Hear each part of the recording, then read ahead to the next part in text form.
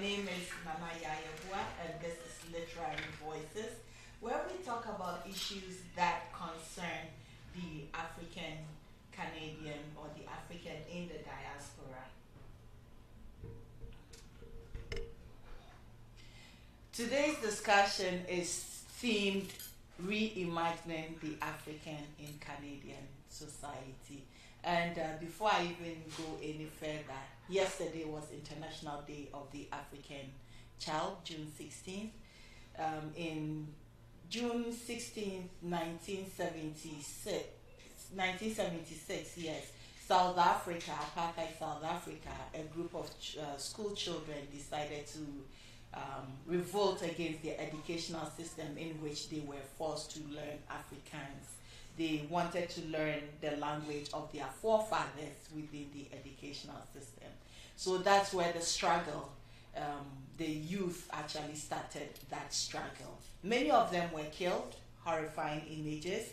In 1991, the African Union decided to institute it as a day whereby we celebrate our youth, and that was also part of the transitioning into apartheid being falling apart.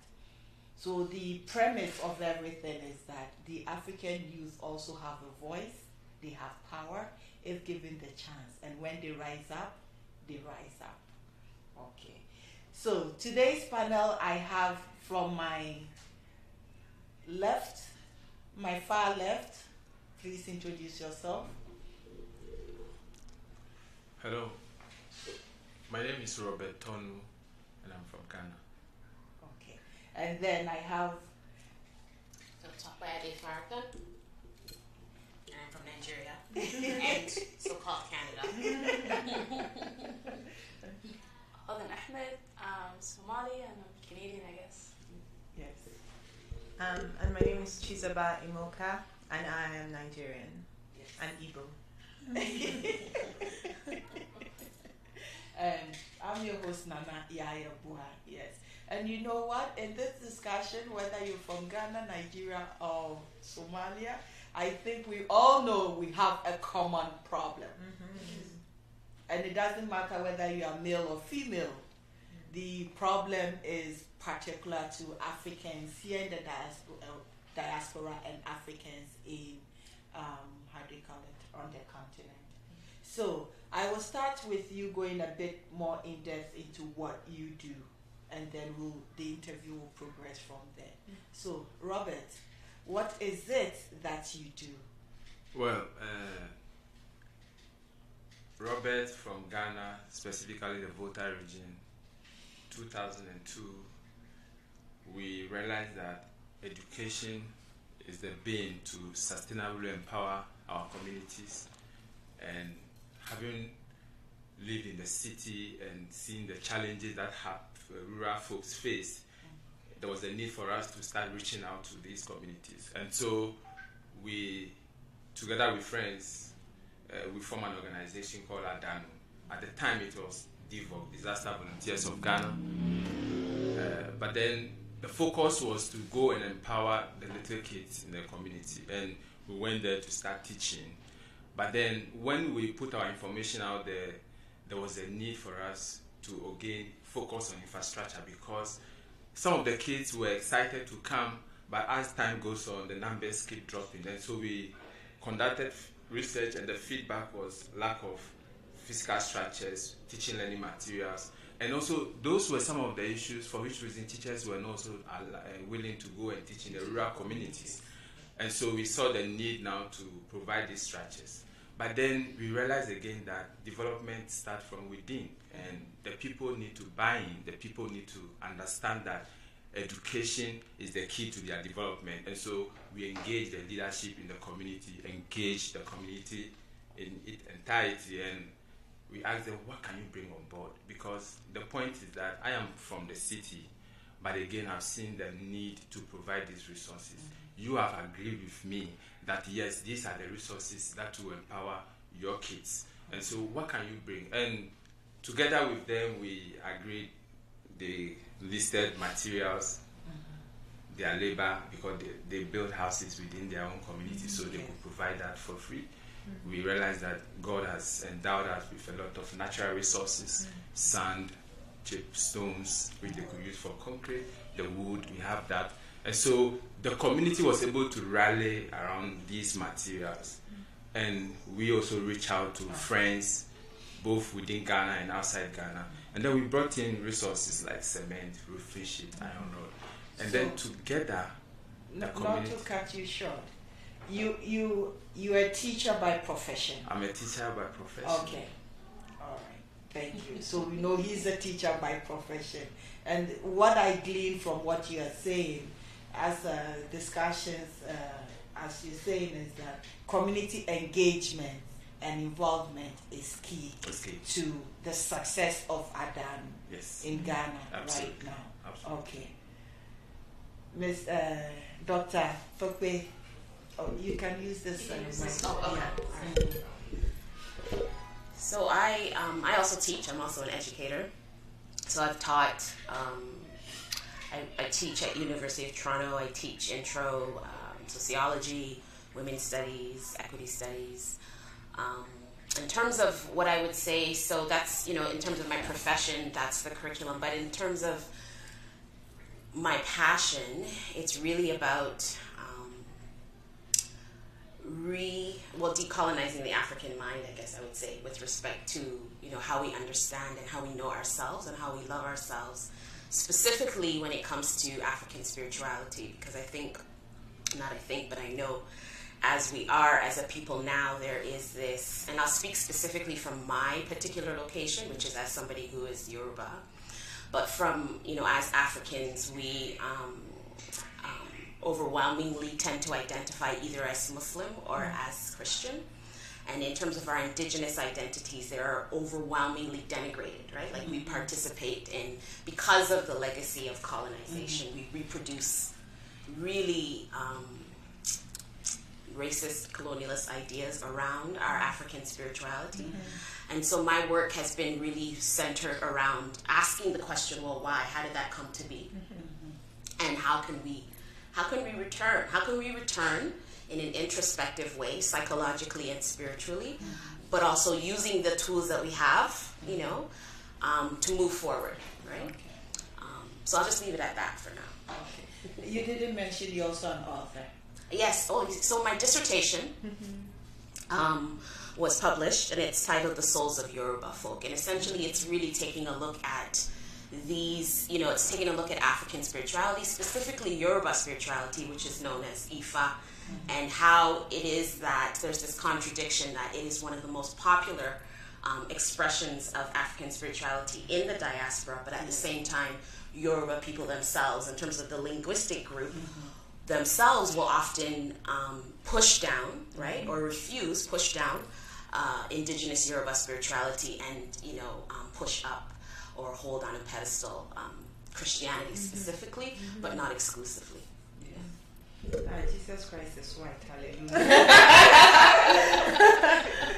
Yes. Well done. So it's always a challenge for me to talk about myself, but I wear different Woman, hats. you can talk. So I'm a researcher. I do a lot of research around anti-Black racism, Islamophobia. My thesis focus was really about Somali women activism and just looking at the history of Somali migration and settlement, since the majority of the Somali people who immigrated or came to this country and as refugees were women and children, and the leadership of Somali women in our communities, in different leadership, whether it's in our masajid or mosques. And I wanted to interview women like my mother, trailblazers who fought for a lot of legal recognitions and rights and that Black racism and Islamophobia that Somali community experienced from the moment that they landed here. So I do a lot of that research in that area. I'm also a teacher. For a long time I used to mentor youth, and so they can get into public educations and also get into university that they wanted. So I will mentor them in terms of like how do you navigate systematic racism? How do you navigate a lot of these institutions that are supposed to be welcoming to all student bodies, but are not? That they constantly feel evicted and criminalized in public educations, in university and colleges. So For the past few years, I was teaching at our Islamic school, private, part-time, and just dealing majority of Black Muslim students and interacting with them, engaging with them, and letting them think about what does education look like to them, and really helping the school to design a curriculum that is reflective of the settler colonial land that we happen to be sitting on, standing on. We don't a lot of time think about the fact that we are part and parcel of the settlement project as Black African diaspora, and how we engage that conversation with Indigenous and First Nations community, but also how do we engage with Indigenous Black communities who've been in this continent for the past couple of 100 years without their choice. So that I do that, and I do a lot of other activism on the side. So yeah. Beautiful. Okay. Chizoba here. So currently You forgot it's Chichi of Africa. oh sorry, Chichi of Africa, also known as Chizoba Imoka. So currently I'm completing my PhD at University of Toronto, and my research in U of T at OISE, Ontario Institute for Studies in Education, is really trying to respond to this long-standing quest for Africa to develop a new generation of anti-colonial leaders that will be able to transform the continent into a just, inclusive, economically prosperous, a place where our ancestors will be able to sleep well and know that the denigration they got from the hands of colonizers, slave raiders, somebody's thinking about it, somebody's trying to restore dignity to our land. So how I have gone about doing that within the context of Nigeria was essentially my research took me to do three main things. So first, looking at the documents, the education policy documents that Nigeria's education system has been informed by. And I really just wanted to understand what exactly did the people that set up our so-called independent education system, what did they understand colonization to be? And what did they think decolonization ought to have been in this education system that was now supposed to be independent and managed by Nigerians? And then the second part of that is I wanted to talk to students, because I found that in mainstream conversations about education in Nigeria, it often is adult-centered. It's often, PhD, big grammar, people from the World Bank, DFID, all of these people that have little to do with the day-to-day encounters in the school system. And if the argument is that children are the leaders of tomorrow, we need to spend more time understanding what exactly it means to be a leader, and how is this leadership being, how are young people being prepared for that? So I administered a student success survey, and in the student success survey I wanted to know what are young people learning in school when it comes to history, politics, their culture. How are they learning about it? So if you learned about colonization, were you taught about colonization as a good thing that helped save us? Or did you learn about it as something that is wrong and needs to be fixed? Or we need to think about what are the many ways in which this continues to influence our lives? And then I also wanted to know from them, when you try to express your culture in school, what happened? If you speak your language, what happened? Were you allowed to do that? To what extent, to what extent were you free to think and experience your culture? To what extent were you free to bring your whole self to school? And then finally, I wanted to know, what do they think needs to change? So a subset across Nigeria, I went across Nigeria and I surveyed over 1,000 Nigerian youths that are in universities, and I was getting them to reflect on their secondary school experience. And then a subset of those surveyed students, I interviewed about 30 of them, going deeper, thinking and asking them to tell me, what did it mean to be a successful Nigerian student? How is that defined? And then my job is being able to understand the ways in which these conceptions of success that students were exposed to or conscripted into is aligned to or misaligned to principles of decolonization. So, I can talk about what I found in my research, but we have a lot of work to do. Outside of my academic work, I am very involved in the youth development space in Nigeria, as well as the education activism space. I feel very strongly about public education systems, and I think public education is an important arena for people to fight for a new nation. And so I run a non-profit called Unveiling Africa. I started that when I was 19 as an undergraduate student at the University of Alberta. And the goal of Unveiling Africa was just to provide a platform for young Africans to think and act. What can we do? So now we know they didn't teach us history, so what are we going to do? And so that has gotten me to mobilize people in diaspora, but also start to work with teenagers on the ground in Nigeria. So we've set up school clubs in different high schools in Nigeria where young people are involved in different civic and political projects and leadership initiatives. So yeah, that's me. Wow, that's a lot. It's so immense the talent sitting right here that can provide some of the solutions to the problems we have, or are providing the solutions to some of the problems we have on the continent, because the problems have been identified in various capacities and distinctions. Now I'm going to go back. You did touch a little bit, but I'm going to, for viewers who are listening who do not really understand some of these colonization and everything, so maybe we'll break it down a little bit for an 11-year-old or 12-year-old who chance upon and hear colonization. What is colonization? Because that is the context we're working with to get out of. So in your view, Robert? Well, I think colonization, from the layman terms and from engaging people, it's where you are being taken out of your comfort zone, not embracing your mindset and believing in yourself.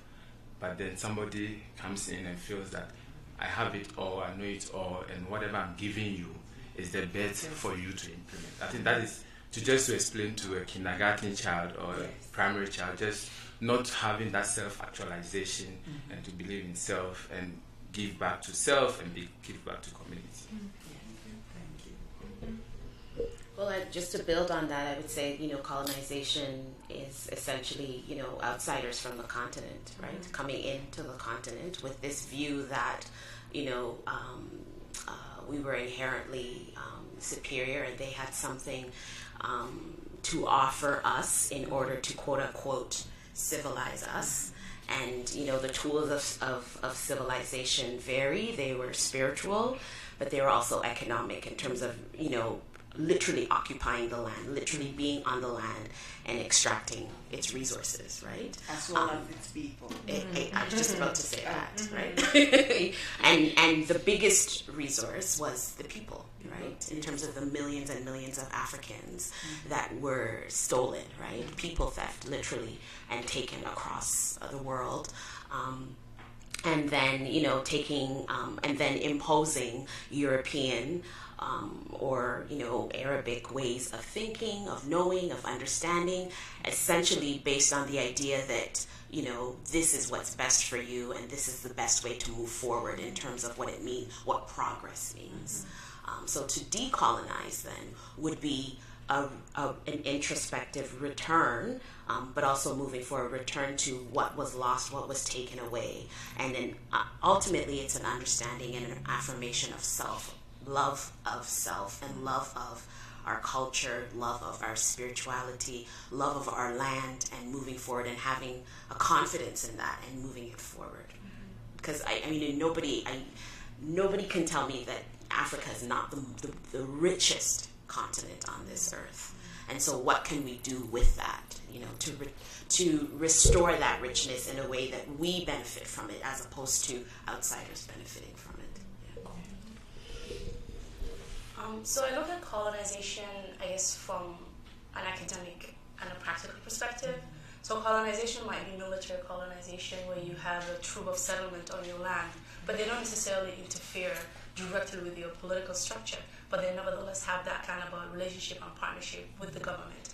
I think a lot of the American military bases around the world would be considered a form of colonization. There is a direct colonizations where like a foreign entity occupies your land for centuries or decades, whether it's political, economic, and military, and that is what African continent have experienced. Even Canada, we still colonize. Well, Canada is also a settler colonial land, so there is a two different structures. So when the British colonized, for example, Somalia, or the Italian colonized southern Somalia, northern Somalia, and Djibouti, the French colonization, it looked a little bit different in the sense that some of the colonization was just purely military colonization, where they were there and they were controlling the border, deciding what border belonged to who and what, right? And there was a different settlement of colonization, like South Africa, where actual white Europeans settled into the country, right? It wasn't just a pure military colonization; it was actually taking over the land, taking over the resources, and controlling the populations and taking away their humanity. And so in many ways that is continuing to exist in many forms, such as Canada, the United States, Australia. Actually, South Africa had to look to Canada as an example of how to do effective colonization of a land and a population. We have the neoliberal system today, which is a form of economic colonization to the state, that it continues in a more of a settled, embedded form of colonization.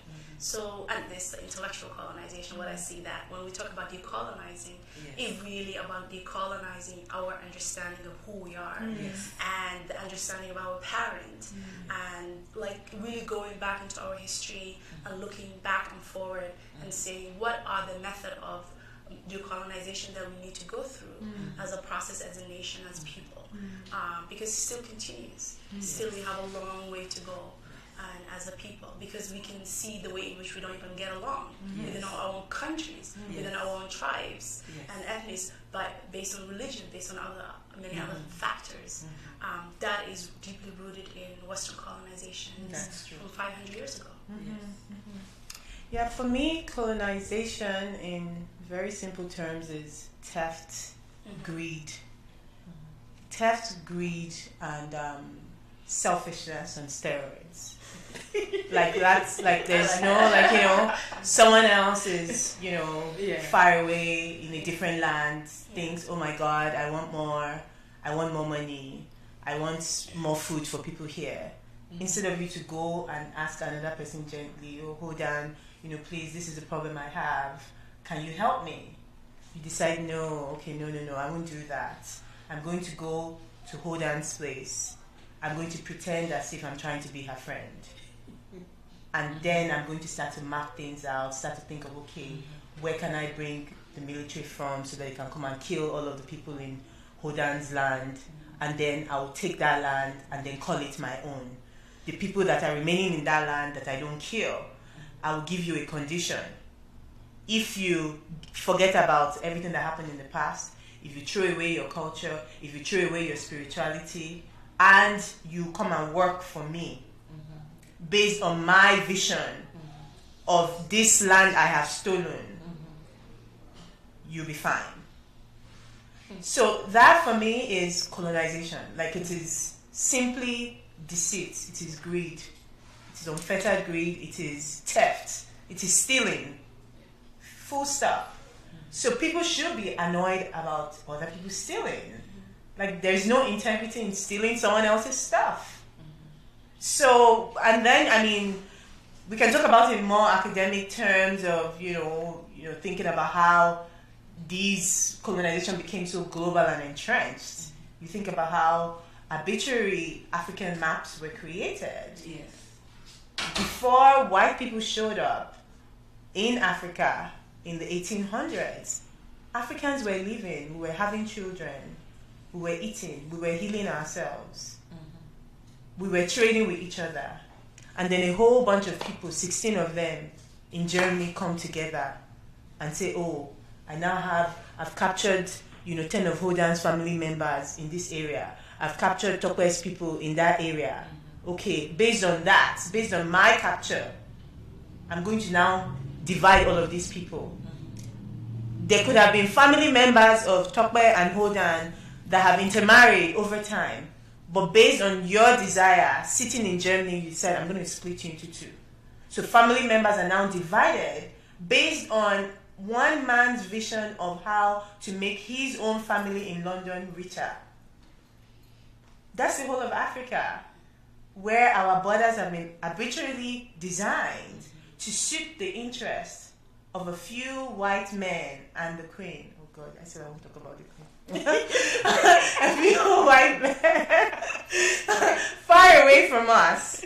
And for them to stabilize this arbitrary map, the education systems, first of all, religion was used. Religion was used, and I think it's Chinua Achebe, I don't know who said this, where they said the white people came on the continent, they gave us Bible, and they took our land. Desmond Tutu. Yes. So it was precisely that. So religion was then used, the missionaries were like agents of the states. They tell you, please go there, delete their mind, make them feel that everything that they've known and they do is useless. Yes. Is useless. Forget about all of that stuff. Now take my own vision of the world connected to Adam and Eve. So all of us went around Africa thinking Adam and Eve is our creation story. That's madness. Adam and Eve has nothing to do with your history.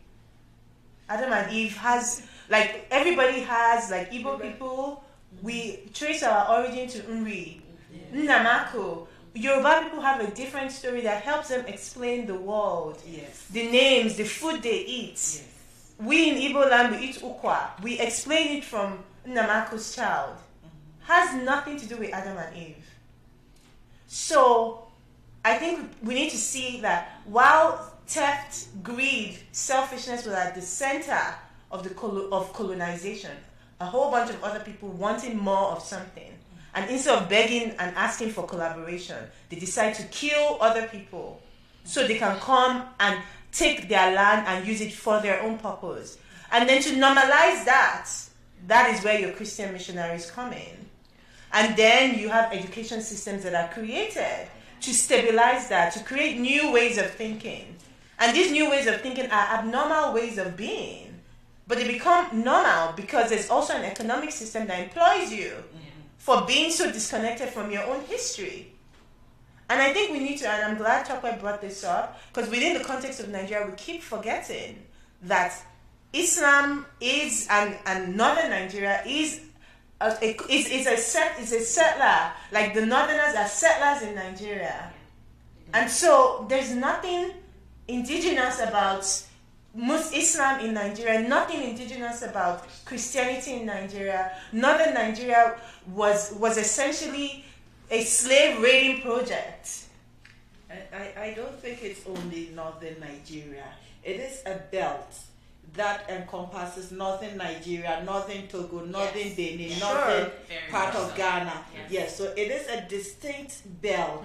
So, and it is a distinct belt because when you come a little further south, that is when you have the dense forest. So it's around the savannah region of well, most of us West African. Yes. And that's where you also have the Fulani belt also around that part. And really, when we do talk about Islam and Christianity, so mostly Christianity came from the coastal region, European, and they did get quite a few of us. I went to all Catholic schools. Yes, I was supposed to be a saint and nun, whatever. I'm too traditional for all that stuff. Yes. So when you look distinctively about in Africa, and we were even at the back talking about Timbuktu. Yes. Those were all Arabic institutions way past in the past. The empires, Mansa Musa and all those people were all within that, how do you call it, 600 AD, 700 AD. Older than that. Yeah, it may be older than that. They're very, very. Because people look at African continent as though it's homogeneous. It's not. Without understanding that each region have their own historical encounter with different civilizations or different method of faith.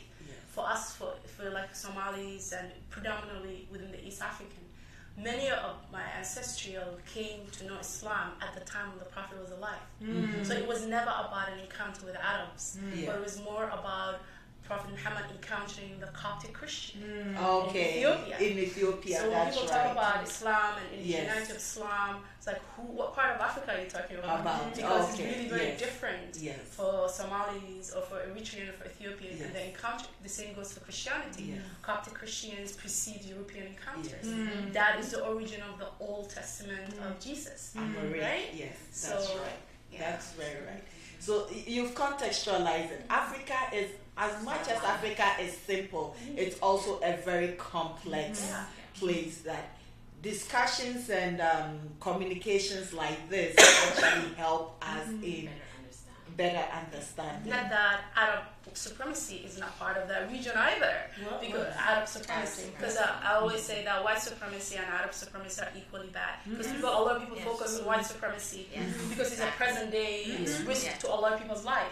But Arab supremacy is deeply problematic, and the way in which it came into the world, and the way that Arabianized a lot of people's faith. So even if you were Muslim, a lot of people incorporate a lot of their traditions with Islamic faith. But because of Arabianization, it's like everybody was forced into suppressing a lot of the indigenous traditions and faith as if though it was something paganist and backward. Yes, that is The the same good logic.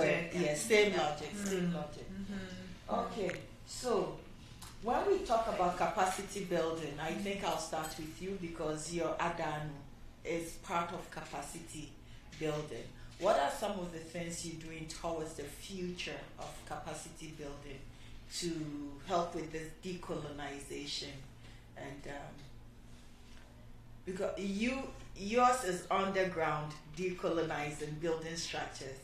Hers also is some part underground and also working on the information, generating the information and attacking those structures. And yours is putting structures on the ground, assisting children directly, those that we need to actually, how do you call it, decolonize before they become like the older ones with a colonial mentality.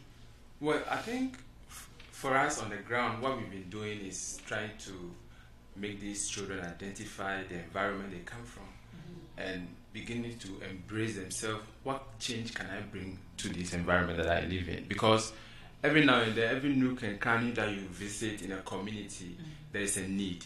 And so start to think, what can I do to make that need have positive impact on people? And so the first thing you need to do is to create that education, and we believe that education is the only tool that can make the young generation get out of decolonization. And we have engaged them. They are part of every project that we do in the community. And basically what we do is that before even a community is identified, you try to seek the opinion of kids. What do you make of yourself? What do you make of the environment? How do you want to see this community better? What do you aspire to as a person, as an individual? And getting this feedback, then we share this feedback with the elders, because the bottom line is that in as much as we have identified that there is a need, the end users are the kids. The end users are people within the community. And so you need to solicit their views, get their input, so that whatever you provide or whatever infrastructure you put there, they embrace it, they put it to use, they maintain it, and then they pass on that knowledge to the other successive generation that comes after them. And so the communities have been part, and the kids have been so involved in the day-to-day activities that we do in the community. And I think listening to my panelists, I kind of seems to a little bit shake away, because I am more of an implementer and at the same time trying to tweak the policy. Because what we've noticed is that politicians, they are there for their interest. They are not thinking about us. Let's be very honest. When people get into politics, it's a different ball game altogether. And so it is we in social advocacy that have to bring the change. But then the change have to come from the very people that is affecting. Because in as much as the politician come and stand that I am here to save you, I'm here to serve you, when they get into power, they don't serve you. Even when you push your agenda, they don't even buy in. You see, you do a lot of demonstration, you do a lot of writing, but hardly do you get your issue across for them to be resolved. So how can those communities really impact themselves? They should have access to education. And so we said, be part of the process. We have come in here because we were educated. And so if you also have that education, you can redirect your future and then live it the way you feel will be fulfilling. So in sum, this is leadership from the bottom, not leadership from the top. No. So you just Servant leadership. Yes, yes, Yeah. yes. Great, Okay. great. Beautiful. Okay. Well, I guess for me, you know, it's a bit different. You know, I'm listening to Robert and I'm listening to the other panelists, Chizoba and Hodan, Yes. who are doing, and it's not to say that I'm not doing work specifically with youth, but it's very different. So I'll get to that. But I think for me, where the capacity building comes in at right now, because we have such a long way to go, it's really about dialogue, right? Having the conversations and the discussion. So in my work, what I did in my work was I interviewed 16 Yoruba people, right, here in Canada, and parents and their children, right? But children as in youth, people who were 18 to 25. And what I really wanted to understand was, well, what is it that you know about your indigenous religion and spirituality, and how did you come to know it, right? And so what I found is that while the parents have this wealth of knowledge, this richness of knowledge in terms of their indigenous identity and their spirituality, what the youth knew and had was very different, and it really was aligned, and it really did reproduce, you know, kind of the popular ideas about our spirituality. You know, that it's backward, that it's paganistic, that it's witchcraft, that it's juju, that it's obeah, all of that, right? Voodoo, all of like those really awful racist ideas about essentially, which reproduce these ideas about, you know, us being the arbiters of the people who harm us, right? As opposed to really taking a contextualized look at, well, where did that come from, right?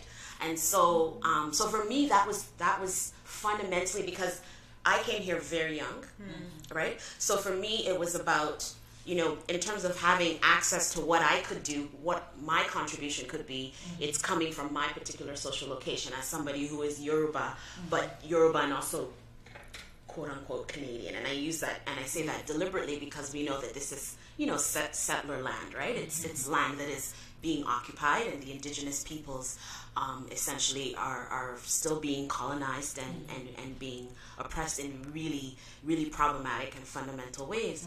But ultimately, that's my identity. But I didn't have access to my indigenous spirituality, right? And I wanted to know, well, how did that come to be, right? There's my particular reality in terms of, you know, I wasn't raised Christian, even though my parents identify as such. They're much more Christian now. But growing up, it just wasn't a part of our everyday life and practice. And I'm grateful for that, because I think that's what I think enabled me to be able to come now to this and really have a critical understanding and say, well, ask these questions around, well, how did we come to be to a place, for example, where, you know, one of the most important Orisha, right? So in the Yoruba pantheon, you have Olodumare, you have, you know, the Orisha, which are the deities, and then you have the ancestors, and one particular Orisha, which is known as Eshu, right? This particular Orisha, the trickster deity, is known as the devil. Whereas in terms of our indigenous worldview in Yoruba, because there is no devil. So how did that come to happen, right? So these are some of the questions that I asked, and essentially the youth are really working with these ideas of Eshu as the devil, of our, you know, obeah, juju, voodoo, all of this as being fundamentally problematic and evil and negative and backwards. And so for me, it's really about continuing to have these conversations to raise our awareness, to really get to that place of, you know, questioning why we, you know, have this tendency to automatically veer towards seeing how we know God as evil. Like, how did that happen, right? And so, So essentially for me, it's about dialogue and continuing to have those discussions. And that for me is capacity building. Yeah.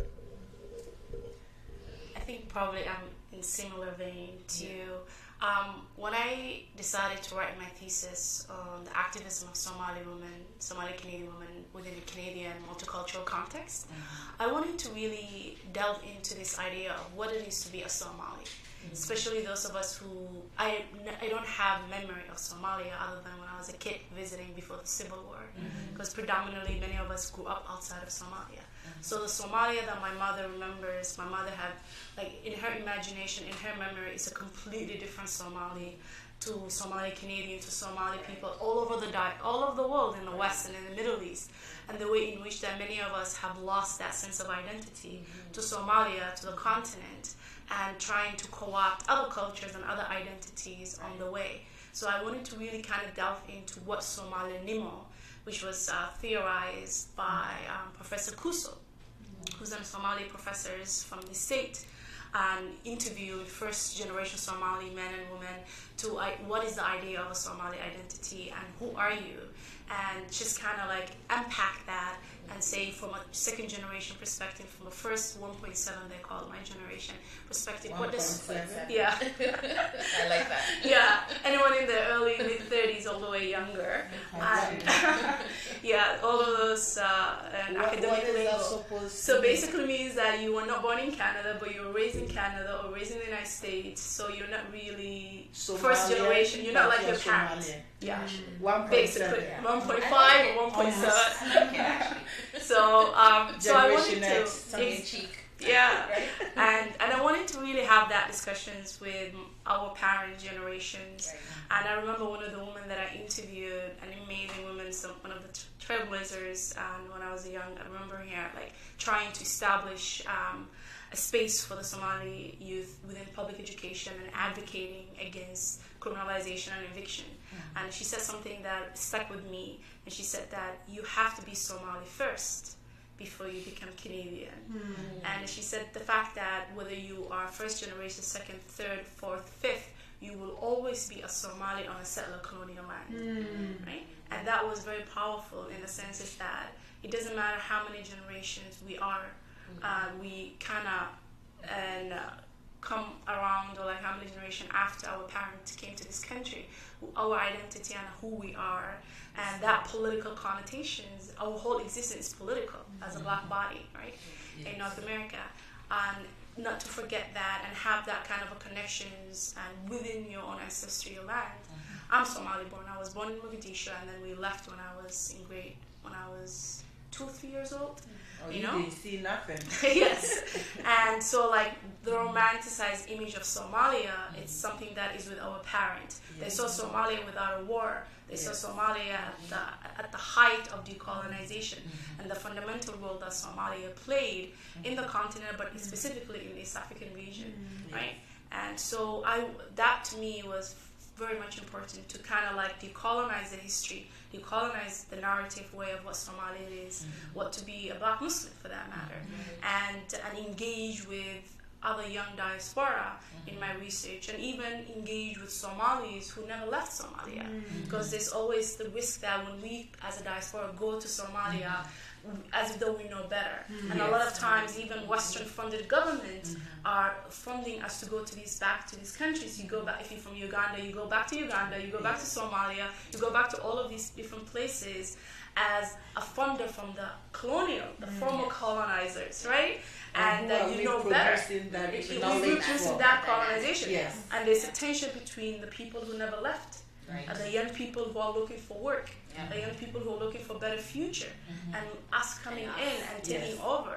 Like where does that is in itself to me problematic. So I've had a lot of opportunities to go to Somaliland and work, and I said, nah, I want to go to Somaliland without taking anybody's employment, right? But I want to contribute from my own side of engaging with young Somalis in Somali territory from an educational That's perspective. where a little bit I'll turn your mind, because sometimes they want you to bring whatever Exactly. experience you have to Yeah. change the narrative from the ground. Yeah. However, when you get on the ground, there's different challenges you are going to Completely different face. challenges. And I remember the first time that I realized I was Canadian was when I was doing my internship in Kenya.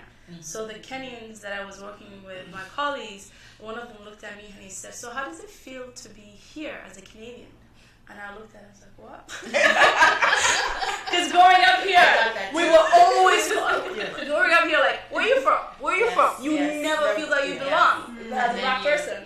And then you go back home. A And then, salient point that Africans yes, in the diaspora, Yes. where do we belong? exactly. Yes. Because Yeah. when you go home, Yeah. or when you go on the continent, it's like they associate you with somewhere else. Yes. And when you are Yes, somewhere Yes. here, From somewhere. You're you are some- from- so Like in where, between. Yeah. what story do we write? Where do we belong? I know. They call us the third culture or something. Yeah.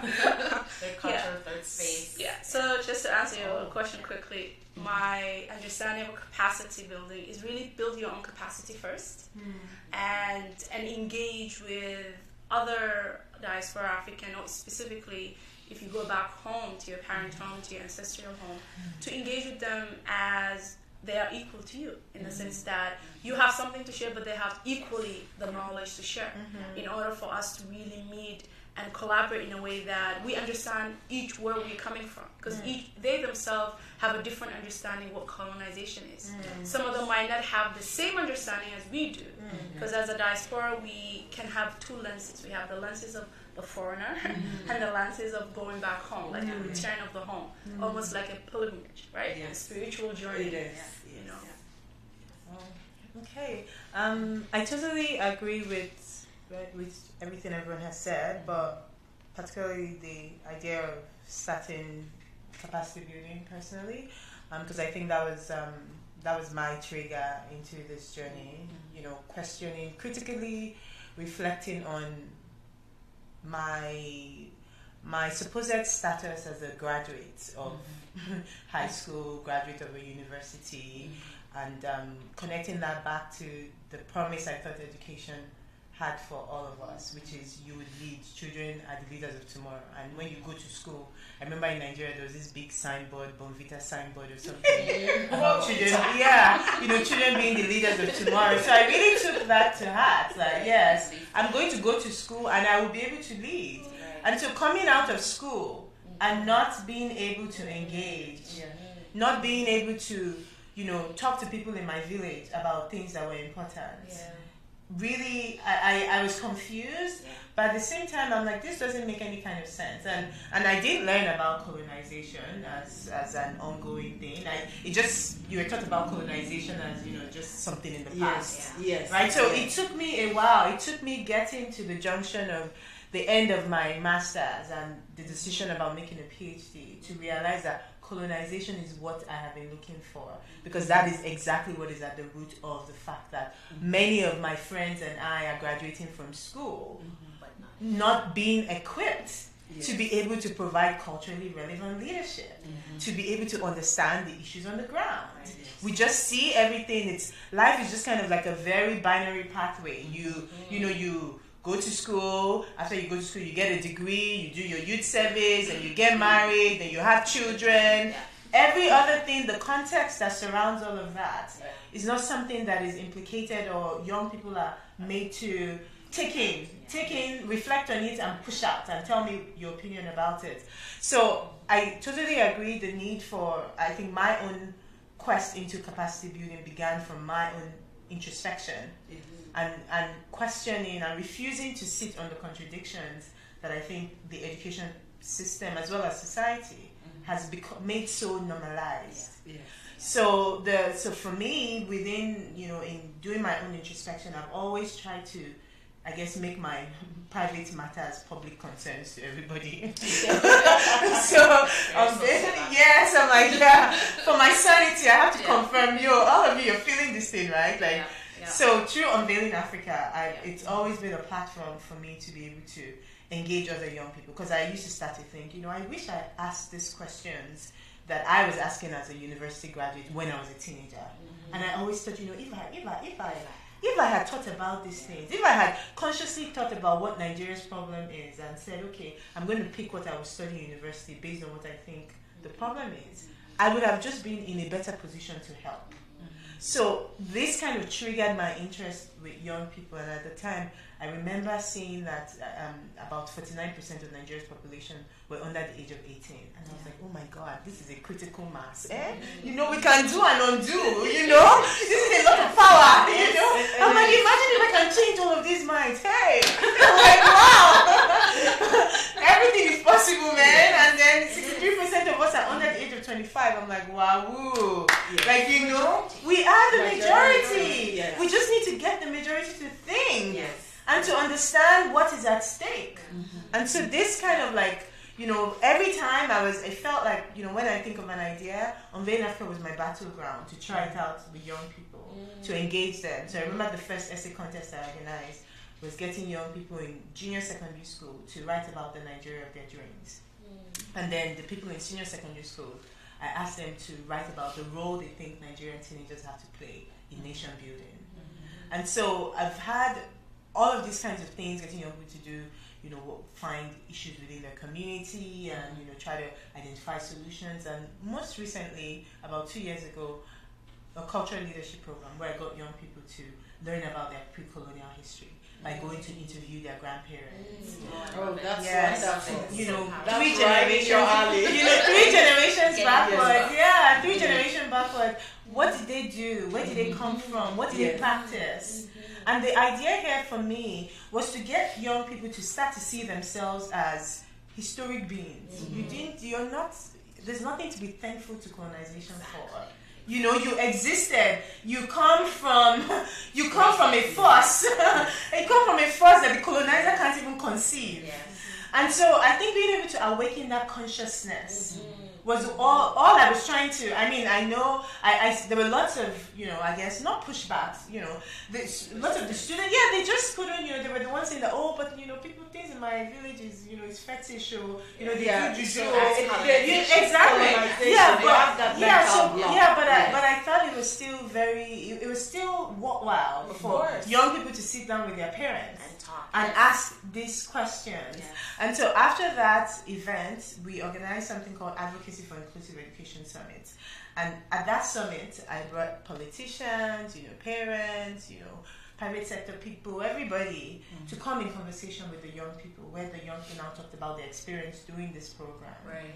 And so I thought that was a very important forum to, as a community of parents, and I interviewed some parents and teachers and school principals as well about, what is, like, how exactly do we rationalize this notion of young people going through school and not learning about their culture? Like, what exactly explains, why is this okay? Yes, exactly. I actually coming to this conversation very sincere, like thinking, of course, grow up Christian, you think of Christianity and all of these things we learn in church as, the most morally upright, project you're engaged in. So in my mind, I never could imagine that there could be such kind of deceit and hypocrisy, imbued and envisioned alongside Christianity as a project in Nigeria. Like, I came in with a lot of honesty and sincerity, thinking, of course, Christianity can never be a part of this.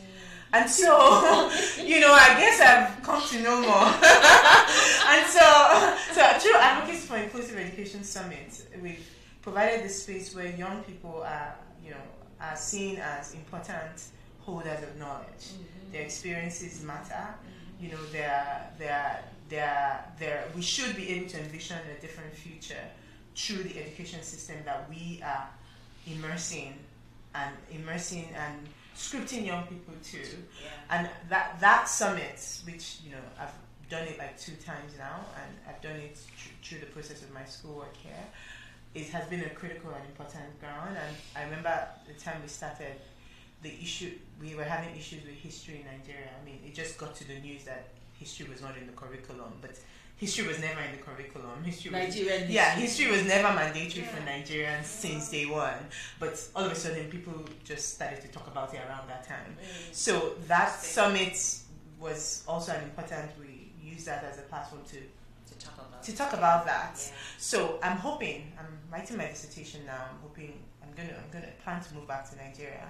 So I want to be able to enshrine this Advocates for Inclusive Education Summit as the education conference where we talk about important concrete things affecting us. We bring the voices of the people at the margins to come and help shape what the education agenda should be. And I think PhD people like me should just be facilitators. And now we've spent a lot of time learning about all the frameworks, the many ways in which colonization has happened. I think my job could be helping to lay out the framework in which a solution could begin from. And so we know when we're talking about decolonization, you want to talk about spirituality, you want to talk about the vision of society, you want to talk about economics, you want to talk about our entire dimensions as a human community.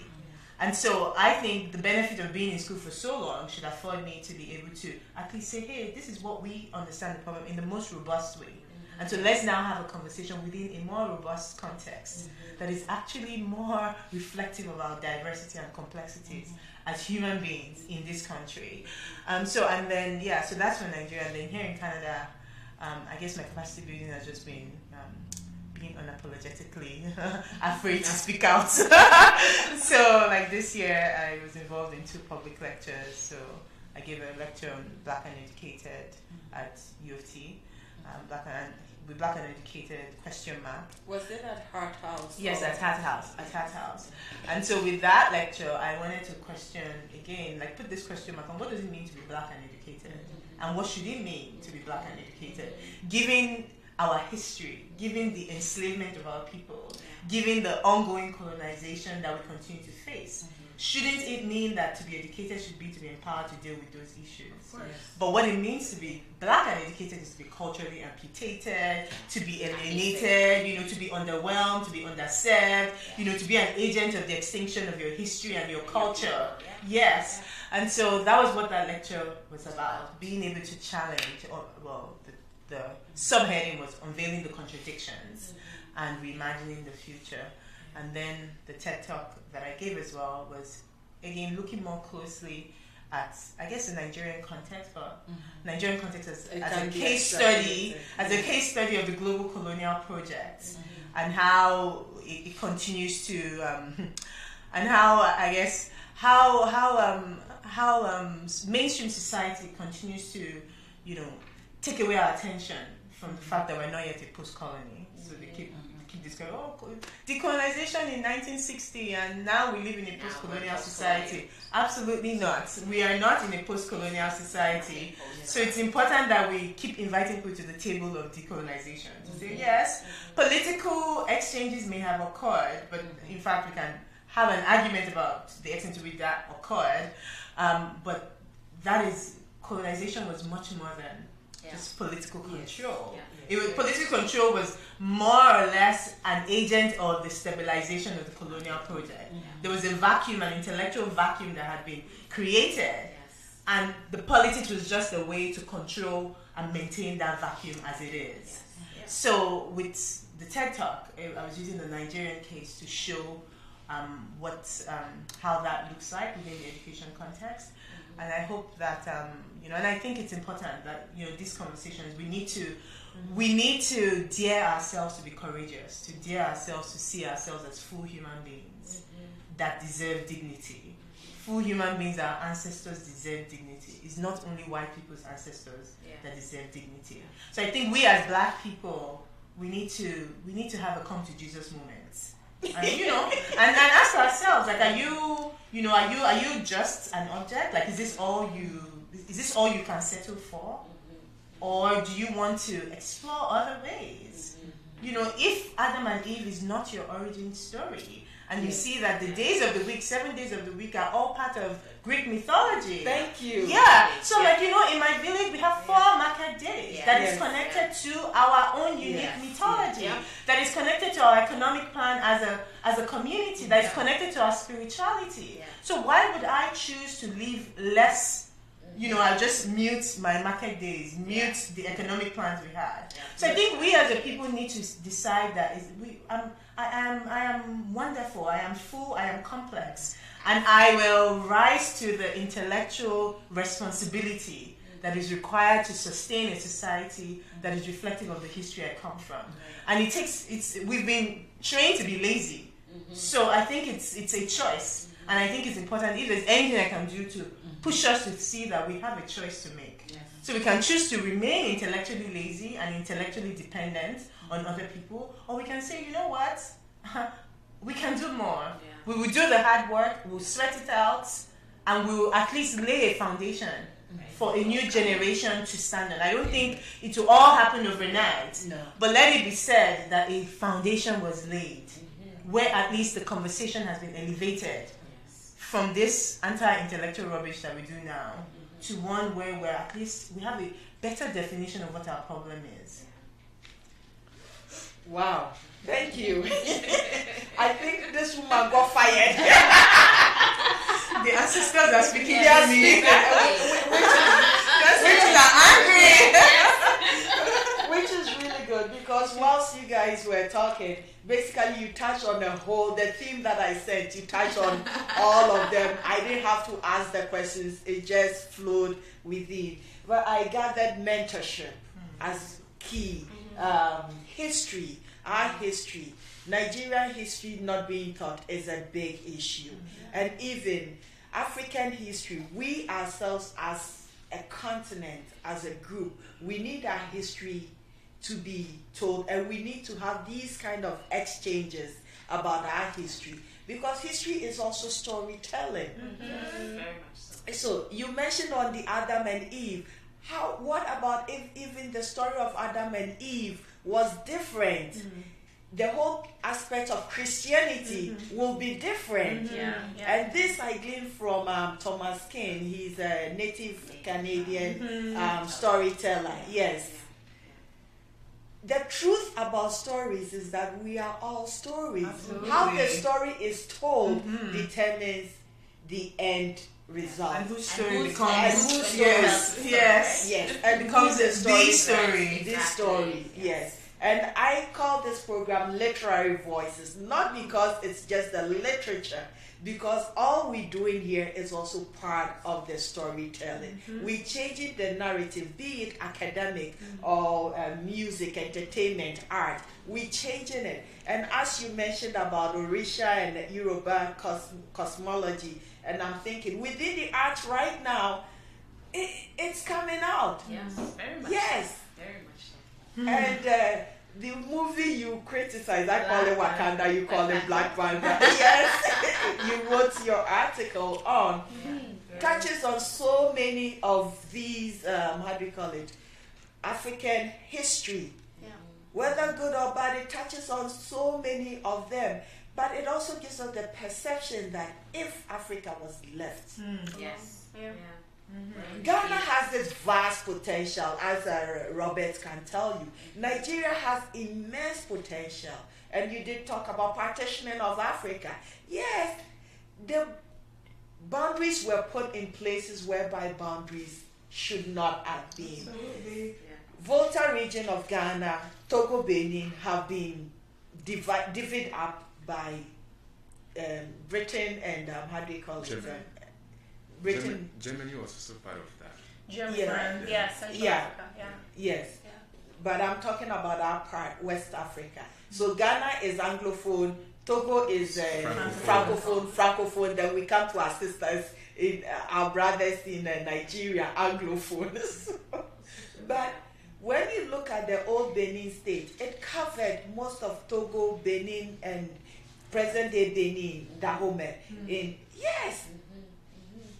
I think the Arabs even migrated from Benin, passed through did. all the way from Togo, Noche, and then they finally settled in Yes. Volta region. And the history or the story also is for the guys in Greater Accra. They came from they came from Ile-Ife before they settled in Ghana. Exactly. So you see, when you listen to the history of the people, it gives you the clues. And even I was telling somebody recently that I was looking at the the Egyptian hieroglyphics. And I just took my time to go through. It was a couple of years back when it was showcased at the ROM. I took my time. I just saw birds and I just wanted to see a bird that looked familiar. And I did. The Sankofa bird. Yeah. It didn't have the egg, but it had the egg turned towards the Yeah. back. Yes. And that is an Edinkra symbol in Ghana. Yeah.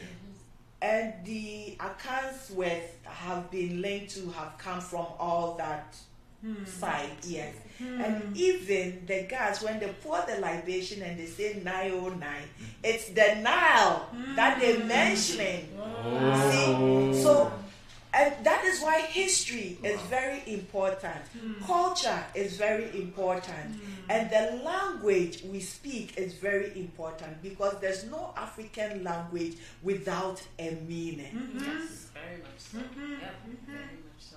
Every naming has a deep meaning, Absolutely. which carries the story. So we don't just name Adam for Adam's sake or Bob for Robert's sake or whatever. It carries I asked him, his last name is Yinka. Without an A. No. Oh, no, the other The one. other, Tonu Yinka. no, Yinka Richard. Richard Yinka. Yeah. Yes, Richard Yinka doesn't have an A. He's Yinka Faraday. So how did they get the Yinkas? Well, Exactly. Yeah. Yes. yeah. So you ask those questions and then you begin to see that we are more similar. Same people. Same people. We stopped at different. So far as we all eat gari from west, you know the cassava was following us. You know. So I'm really happy we engaged in these conversations to get to know each other because we've also been told the Yorubas and the Igbos by Afra Raw, you hate this one hates you. Why? I know. No. That was, I don't need an answer right now because that's an entirely different historical conversation we are going into. But you did mention some of these as a product of colonization, pitting two groups together, and that is what happened with the Belgians, the Tutsis and the Hutus, yes, in Rwanda, which almost decimated, people. So we do have a lot to do, Yes. and we do have a lot of conversations to be had, and practical implementations. The next question I am going to ask about is our attitudes. Let's talk about the African attitude, both on the continent and here. How are these attitudes towards progress? And our attitudes, are they positive attitudes that will help towards our progress or negative attitudes? And if so, how can we make those adjustments towards our positivity? Well, I think I want to highlight a few issues raised. Go ahead. And probably delve more back home. I think our culture also needs to go through decolonization, sort of. And coming from the Volta region, having engaged quite a lot of communities, you realize that there's this saying always I hear when I interact with kids, like children are not heard, they are only seen. Yes. And it's also because of the way we've really hyped age as a factor of respect and as a factor of the reciprocity of knowledge, and for which reason that little girl has nothing. Let me just move away and share a small story. My 5-year-old daughter, at the time, I was having an interaction with the mother in a room, and probably my voice went loud, right? And then she held my second daughter, who was at the time 2 years old. They were walking. I said, "Daddy, why are you shouting like that? Can't you see how I and my sister are friends? Can't you be friends?" In fact, I was shocked. But the smart thing I did, because of my education, I quickly apologized. I said, I didn't know my voice was up. And apparently, we were not even fighting. We were just explaining some issues. And that gave me that awakening. It reinforced it again. That kids, in as much as we see them as little, they are not tabula rasa. They have a lot in there. And so for our communities, our continent should be to be empowered. We need to give voice to the young ones because they are facing the challenge. They are going through the pain. They are going through the struggle. We, the adults, have seen it all. We've gone through it. We are just waiting that, okay, hope, and then probably maybe die at some point. But they have a long way to go, right? And so the culture also needs to be really looked at again, and where we should empower the young ones. Now back to your question as to mentoring, right? Is that what you said? I think we have done quite a bit attitude in terms of folks back home. How do we see ourselves? I think we see ourselves as inferior people. It's huge. I keep struggling with that, and you still don't know how to decode that. And we think everything from the West is super. And so we relegate all the beautiful things we have within our environment and rather focus on all these things out here and lose track of we as a people, lose our identity, and everybody's chasing to come to the West. But again, the question I ask is, what are we doing as individuals, even within our own space, and individuals who have come here and seen it all, what are we taking back home? Because everybody you interact with, they will tell you that, oh, I'm from Somalia, I'm from Nigeria. But then are we connecting back to make Somalia that country that we want to see? That's a very funded question. You know, and so until we begin to ask these questions, I think we'll always sit down and talk. And as soon as we get out, the talk is over. Because the change has to start from within. So we have identified the change now. We are talking about it. But talking about it is the first step, which is good, because then you are reaching a wider spectrum of people listening to you, and probably one or two might be inspired. But then going to the ground and engaging the people and letting them embrace that knowledge, seeking their opinion, and see how you can synchronize the two. Because guess what? We don't have it all. They here also don't have it all. And so we need to come together. And this is where I see myself working with folks, collaborating. She has brilliant ideas. A lot of good points elicited here. But then how can we pick those points and work together and then go on the ground? So our attitude, I think sometimes is self-centered. And it's about you, your success. But we've forgotten that the younger ones they will drive the future. They will shape our old age. The question we have to start asking ourselves is, have we empowered them? Have we given them that tool to sustainably take care of us whilst they take care of themselves? If not, we might get there and we'll be gnashing, we'll all be complaining and die in abject pain and regretting that, looking back, did I get it right? You know, so yes, attitude is big. Ghana attitude is the key to success right now.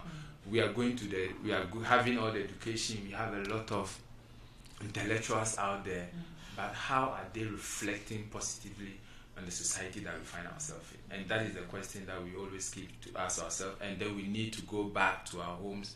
We need to go back and ask our folks, our friends, what can I do to make a change? So we have to initiate a change. I am going to throw us off a little bit based on what you're saying, in the sense that with the recent corruption of the Ghana Football Association in Ghana, and a big hula by Anasa, and opponents who are really against him for one reason or demand or the other. But he's been doing these exposés on albinos all over Africa. It's not only distinct to Ghana. If there's a problem, he's done one in Nigeria as well. He's done so many of these exposés and have been able to cut perpetrators. So why is this thing anyways?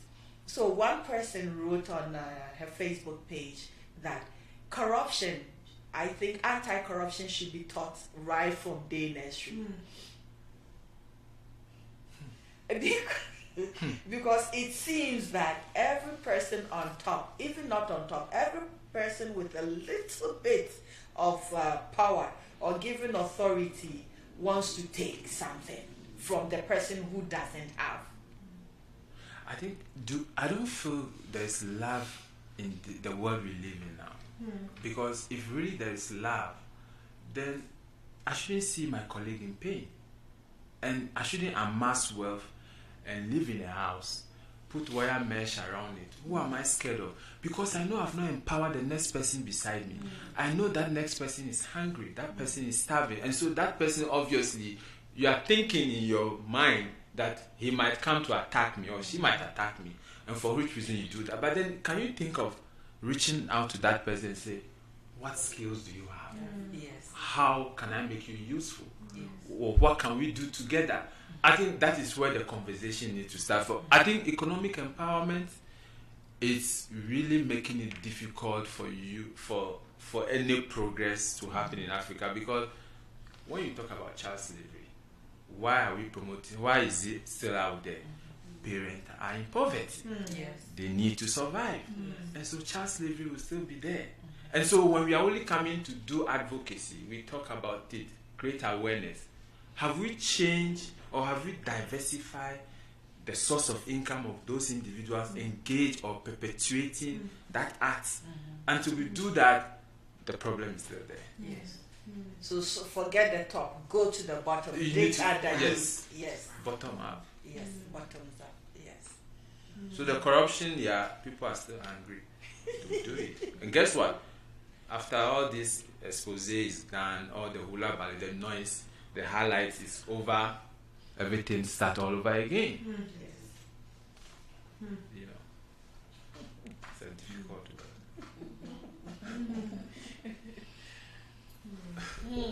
It's a challenge, right? It is a challenge. But It's a challenge. I'm listening to what people are saying, and in terms of your question about attitude and the African attitude. I don't know if we can. I guess we can. We can say that there is a African attitude, and I want to say first and foremost, I want to highlight the fact that we're here, right? Our resilience, right? The fact that we are, despite the global attempts to annihilate us and have us be used for others' purposes, we are here, right? We exist, we're here. And so many of us, and I think this panel is a small example, are resisting and are working towards, reunification with self in terms of a self-love and an understanding of who we are. And we're not the first, right? I think, when Maya Angelou says, I stand as one, but I come as 10,000. Yes. Right? Our ancestors are with us, literally. And I always imagine it as, because so many of us forget as a way to survive, right? That the ones that remember, the ancestors just kind of, they just kind of crowd around those that have said, this is my work here. While I'm here, this is my purpose, and this is what I'm going to do. So I really just want to highlight the fact that our resilience, not to romanticize it, but that we're here, and that so many of us are doing the work of so many, and this panel, I think, is a very powerful, excellent example of that in terms of understanding, despite also growing up in this colonial world, that we recognize who we are in our own ways, and we're doing the work, right, to also to have us remember, right?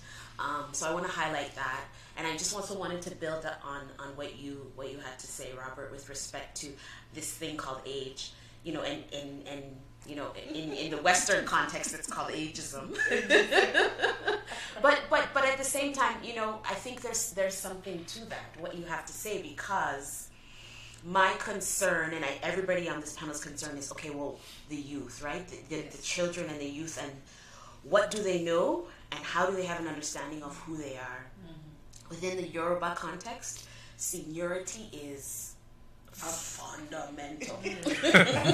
No, I think it's one of the ethnic groups that, you know, really takes seniority very, very seriously, to the extent where, you know, you greet your elders in a particular way, right? Yes.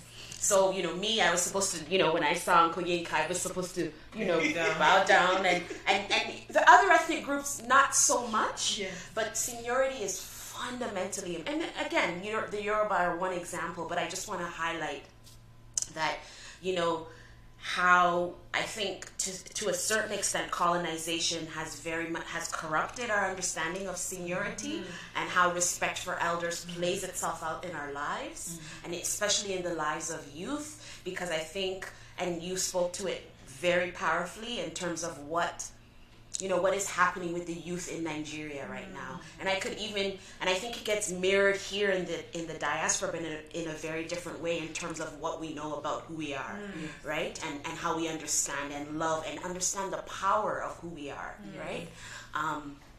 But knowing and understanding that, you know, we also have to know who our elders are. I think right now when we talk about what it means to be an elder, overwhelmingly it's about age, as opposed to wisdom and experience, right? And knowledge. Because, you know, when I think of, you know, the last time I was in Nigeria, and I think of how people, even here, how people talk about people in the village, right? And how they just dismiss them as illiterates. And I just, and that terminology, and I find it to be really hurtful and very harmful, because there's a wealth of information and knowledge that exists within the context of our grandfathers, our grandmothers, our grandparents. But it's completely, I shouldn't say completely, but it's dismissed because of this understanding of what education, formal education is, right? And how we get, you know, detracted from that, only to be in a position where we graduate, as you said, and what is it that we're graduating to, right? Graduating to, or with no sense of history, none or whatsoever, culture. right? And then again, and then I think of some of the, you know, I don't have the exact proverb in my head, but I think of, there's this one Yoruba proverb that talks about, you know, an elder not being married to age, but it's about wisdom and knowledge, right? So, for example, when we think about twins, Taiwo and Kehinde, you know, and Taiwo, even though they came, that, you know, this particular is the one that, you know, tasted the world first, right? The idea is that Kehinde is actually the one that's older, right?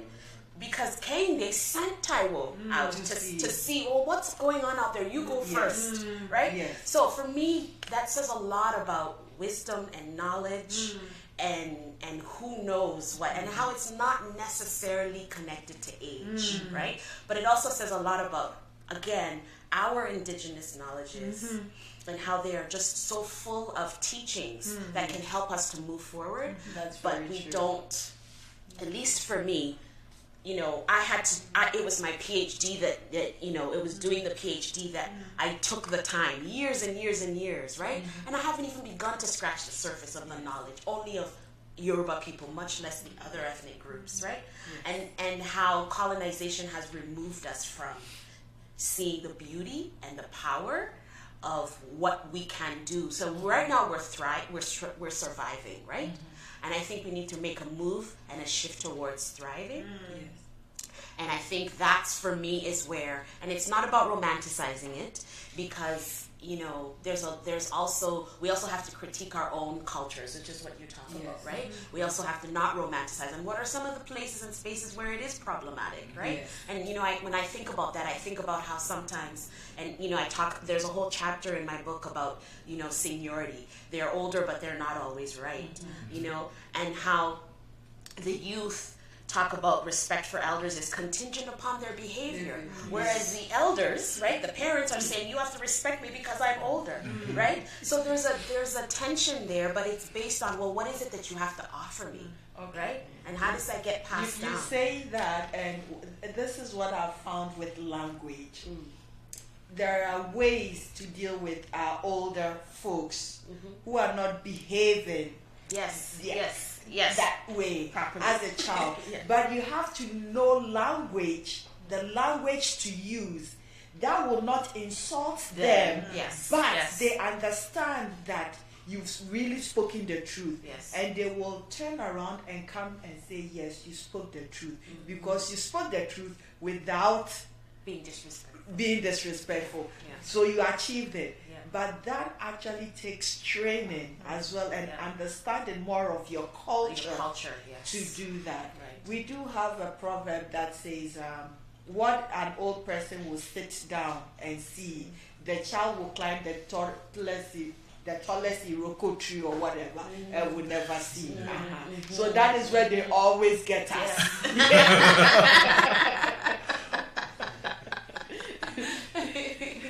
So that is where they always get us, you know. So I just wanted to, I think for me really, and I really have a lot of respect for this panel, because there are similarities and differences, but we're building on what we see as the necessities in terms of being able to move our people forward. So, I would have to say that we're a resilient people in terms of the attitude. And then Nigerians, we have our own attitude, I have to say. Let's go there. I mean, they don't call us the giant for nothing. Super eagles, you fly. I know. We are an arrogant people. I have to admit it. I have to admit it. Within the right context, it's absolutely wonderful. It's wonderful, and it's necessary, actually, right? Not to take away from all of the other beautiful people on the continent, even though some Nigerians will argue with me about that. But I just wanted to say that, making that shift from surviving, right, and what we do to survive to thriving is important. It's important. Yes. Hodan, you give us the other perspective from the continent. I'm really loving this. Yes. I think you touched on something that is fundamental, and that is the power of language. Language is not just simple capacity for people to speak and write their own indigenous language, but language controls our imagination. It literally, the endless possibility, not just of your reality and your history, but of your own imagination. Western power is built on Western imagination, a fictional manufactured imagination of how they see themselves and see the world around them. And I think in terms of mentoring, I think that was the original question, is you really have to engage with your own language, that you should know your indigenous language, be able to imagine in your indigenous language, to dream in your indigenous language, even dreaming. Sometimes when I dream, I'm dreaming, I'm talking in English because that is the first language that I learned. But then I'm like, my mom pushed us to learn Somali, to speak Somali. Somali has only been written in 1973. And the first people to write it, the first people to take it to schools and to education, like my uncle, they were 20 years old, 21 years old back in the 70s. And then they were teaching Somali in the Somali curriculum. And Somalia was unique in the continent because one of the few countries that actually wrote their education curriculum in their own indigenous language. So in the Northern Territory, in the Northern Territory of Somaliland, my grandfather and other men were pushing the British because they wanted the British to go. So the British said, "Can we just stay and just fix your education, give you some tools for your government?" And then my grandfather's generation were "No, you done. Go." And then other people, religious people, saying that, what official language can we have? Do we have then Arabic? Because it's the language of the Quran. And then my grandfather and other people said, no, Arabic is not native to us. We have our own indigenous language. So Somali became the official national language, right? And Arabic was a secondary. People had options. They can learn Arabic, and most people did not really choose, but they can learn Arabic and they can learn English. And be sent to other universities all over the world. But like that in itself really, in a way, saved my mother's generation until the military regime, but until the 1980s, when the military was really weakening, and because of the Soviet Union, like the Cold War era was demolished, and the Soviet collapsed, the United States had not much of an interest in Somalia. So then the Egyptian came in, and the Saudi Arabia came in, and the education system became an education system that was built on Arab education, and the language, the religion, even the way in which Somalis engage in their own Islamic identity and faith. Many of them, we had a lot of Sufi scholars. Somalia are predominantly Muslim and predominantly one Sunni faith, but a lot of them, like my grandfather, was a big Sufi sheikh, right? And so when the Egyptian and the Saudi came, they said, oh, those are all innovation. They're not allowed to engage. So there was a lot of cultural backlash against a lot of our elders and the way that we engage with our elders, saying that you don't know anything about your own faith, we know better, and we will teach the Salafi way or the correct way. You know, and I can see that from the historical perspective that I've learned. Like at a very young age, my parents, my uncles engaged me in the history of where I come from, as in like you never forget who you are and where you came from, and engage in that knowledge in a way that is beyond tribal politics, which is what is the civil war by and large has instigated, you know, within the Somali territories. In terms of, so that's why to me language is extremely powerful, and I think engaging in your own indigenous languages. And can you imagine a country, for example, Nigeria, with so many indigenous languages? I know. Like, I can't imagine, like, not being able to speak your own language in your own schools. You know, like the stories of South Africa where young women could not have their natural hair. And it was other black South African policing these young women. Like, you really don't need the colonizer to be there. If you're mentally colonized. And you continue the structure of colonization in your own people, and that's in the language and the educational system.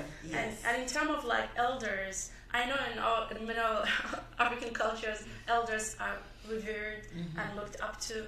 And I know like there's a joke in Somalia where you are a youth until into your 50s. You know, like I remember going to the United Nations and UN Environmental Conference a couple of years ago, and the head of the youth delegation was the former Mozambique president in his 50s. And I'm like, how's that possible?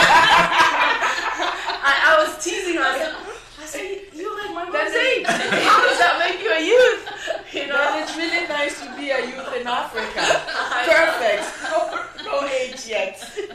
But I'm also very much cognizant of the fact that in order for us to have any kind of a progress, we need to engage and have a multiple conversation among intergenerational dialogue.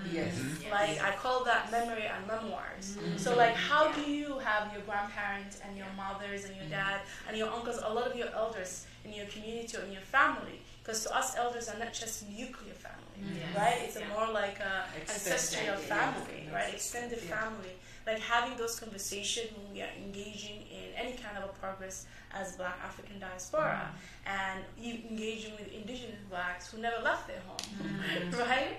And young people. So because 60% of the population in most African countries are under the age of 25 or under the age of 20. Are you telling me when you walk through Accra, you can feel the pulse? It's like life. Young men, young women. You can feel that energy of life that needs to be harnessed towards positivity, towards change. It is there. It's so nice to be part of it, and it's so distressing to see that it's being wasted as well. You can see it wasted, like literally the Mediterranean and sea became a grave site for young Black trying youth. to get through Libya too. All of them, and what's happening in Libya and what's happening in Yemen before the civil war. You know, Yemen was doing their own enslavement as well before the civil war, and it's kind of ironic because the people saving Yemen today are other African countries. In East Africa, there's so many refugees of Yemenis in Somalia territory, and Somali territory in itself is struggling to care for their own internally displaced population. You know, so like in terms of engaging our youth, it's critically important that we foster an environment where just because of your age doesn't mean automatic wisdom, and just because of your age doesn't mean automatic immaturity and lack of knowledge. Because a lot of young people are living a life that none of us in the West live. When I go there, I see child labor is a reality. And then I was having a conversation with my mother, and she said, we need to change the structure. The government and the societal structure where a lot of these diaspora Somalis building villas, but what are they contributing to the country? They're just taking off land of displaced people. You step out of my brother's house and you can see all of the displaced people in their own little hut, building on their own little hut, right? And do we know even our own neighborhood? If you are a diaspora African going back to your parent home country, to your home country, what are you doing in these countries? What are you contributing economically? And what are you taking away? What resources are you continuing that legacy of colonization? And I think it's extremely important that when we have conversations about mentorship, we have conversations as mentorship about lived experiences. If you cannot translate your academic knowledge to everyday language for people to relate to it, to them you are nothing. What does white supremacy means to me as someone who needs to have food on my belly, to feed my family, to secure a shelter for my family? So I think it's extremely important for us to engage from a different, multiple perspective that is connected to the lived conditions of the people in which we want to engage with, including us. And class is a big issue. We don't talk about class.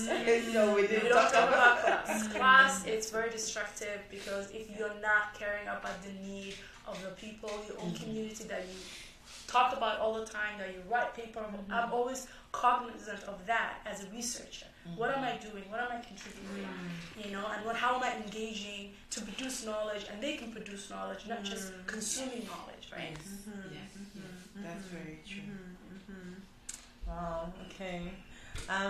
So I agree with everything everyone has said. But I just thinking about Nigeria, what I have noticed is there's this condition or there's this disposition that has become so prevalent where we've just gotten used to things not being good. You're now used to a lower standard. So there's no light, there's no there are no infrastructure. God will help us. What can we do, eh? That's just how it is. And so that, I think, is very dangerous, and I think it's there are two sides to it. I feel like the political system, whether intentionally or unintentionally, needs citizens to be emotionally and intellectually drained to sustain status quo. So this is a direct, and I feel the pinch of this more at the junction of the continuous erasure of public services within the Nigerian context, where almost everybody, for you to be able to get basic health care, if you have, God forbid, you get cancer or some crazy thing, the lives of many people is really now dependent on the compassion of a whole bunch of others of us that can afford private health care. And so as a result, I think the dehumanization of the collective is becoming so is becoming part and parcel of business. Like, it's just how it is. And so if there was public infrastructure available, at least we can be guaranteed of a certain level of dignity, right? And that would ensure that people are continuously able to think, continuously able to ask questions. So when you talk about issues of social change within a context where there are no public infrastructure, it means that it's mostly the elites that have chopped better food that can talk about these things. And the elites that have chopped better food, we don't represent everybody. And we shouldn't be expected to represent everybody. And not all of us have been educated to raise questions about who is absent in the room. When you're educated, there are many good intentioned people. But if I did not come to OISI, to the school I've gone to, and if I wasn't doing a PhD, and if I didn't have the most amazing mentors that I've met, I probably would not be, I wouldn't be hooked on people-centered development and understanding people-centered development as the voices, the physical engagement of the people in the project you want to do, and that ultimately the success of whatever it is you're doing, the people themselves have to be the moving manifestation of it. But for you to, it took me being very curious, and I found Claude Ake. Claude Ake, he wrote a book called Democracy and Development, and his thesis is, the problem is not so much that Africa has failed, but that it was never the plan in the first place. And so his response to that is this vision of a social democracy that is people-centered. And so people have to be the agents, the means, and the ends of their development. So it takes a lot, within an environment where quality education is a luxury that even the rich cannot get in the country. You have to come all the way to Canada. I only learned about the Biafran War when Chimamanda's book came as a movie. Wow. Really? Yes. As something that is, you learn about the way you learn about colonization or something in the past. Wow. You just say, oh, the war. What's that? Yeah. So it took me a while for this to sink in that, wow, I had to fly all the way to Canada. I had to have money to go to Toronto International Film Festival. I had to have the clothes, the makeup to dress up, show up, for me to be able to learn something as basic as this, and considering the many ways in which this war continues to influence social relations in the country, continues to influence questions about justice and inclusion. So how many of us, and you're now talking about within the context of these so-called elites, how many of us, many young girls, people like me, when people knew I was doing a PhD, oh my God, even who marry you? Oh my God. Like that. Hey, there's a bride price app. There's a bride price app. Like when you put PhD in it, your bride price drops. Yes. So the reality is very real. That what then happens? I wish I was joking. It's true. Yeah. Like everyone really, including your aunties, with all the best intentions, like, who will marry you? Seriously, who will marry you? You'll be talking, hey, this is your book. Book club. Yes. So it's I remember a time my mom would tell me, stop putting your awards on Facebook. Don't put your awards. Same. What do the boys do? So my point here really is that I think, there's we've created, the society we live in has made intellectual engagement with social issues, a thing that is left for the privileged elites. Yeah, very elitist. And the privileged elites that manage to rebel against the standard norms are fewer. Yeah, even less. So when I start to see all this and say, oh wow, Chichi, you've chopped belly full. It's too much book, it's too much this. But I'm like, no, this is madness that all of you think this. Yeah. So I think for me, the attitude, the attitude I see, it's probably more, it's a symptom of the environment, where you don't have being able to think as a human being, which is part of what it means to be human, is to think. You at the end of the day, oh wow, what happened today? Did things work the way I planned or not? Has been taken away. And I think this is why everybody must fight for public infrastructure. Because where there's quality public infrastructure, it means as a collective, we can put our fingers on, this is what it means to be human here. And we must fight for it. Now in Nigeria, human lives mean nothing. Your life only matters if you're wealthy. Anyhow you want to analyze it, if you're kidnapped, look at the Chibok girls that are kidnapped. Yes. I'm telling you, if these were private school kids that went to the school, say I went to, they would have found you within the next 24 hours. You look at the healthcare system. It's only certain people that get to have their need to get cancer treatment. You hear about it on WhatsApp, on GoFundMe. This is basic stuff. Yeah. Basic stuff for a country like Nigeria where people are blowing $100,000 in a night. Yeah. And apparently the kind of drink that they are. Yeah, you just go to the club and they say fill table and it's champagne, all this so this is the madness is incredible. And so until we as a collective can understand that the battle is actually about public infrastructure. Because until we have public infrastructure, we will never have, we won't even have the space to have a reasonable conversation. We'll also not be able to demand or expect the kind of respect we should have as black bodies. Yeah. So here, coming to, and in my talk I was saying this, that in Canada here, the white racist person doesn't know the difference between me and the person that lives in a slum in Lagos. All they know is that all of you are from shithole countries, you know? Yeah, and obviously, like, I mean, like, all they know is that many of us just want to run out. Yes. Yeah. Right? So the need for us to fight for public infrastructure to ensure that we as citizens are continuously in a position to say this is what we want as a group. This is how we're going to use our resources. We must be able to say that it is, we must be able to say the value of human life is something here. Yes. Your life only matters in Nigeria if you have money. And that is a battle that we need to figure out. How do we bring enough people to the public square to have a sustained conversation about the need to value human life? That what it means to be Nigeria is to be truly human, and being human means if I get sick, I will get health care. If my child will be educated, I'll be able to live in a culturally relevant and connected way.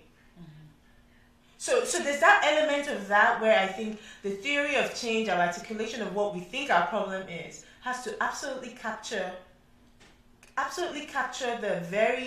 the ongoing ways in which the battle for social change is so dependent on a privileged few who have to be compassionate, who have to say, I don't care if I don't marry on time.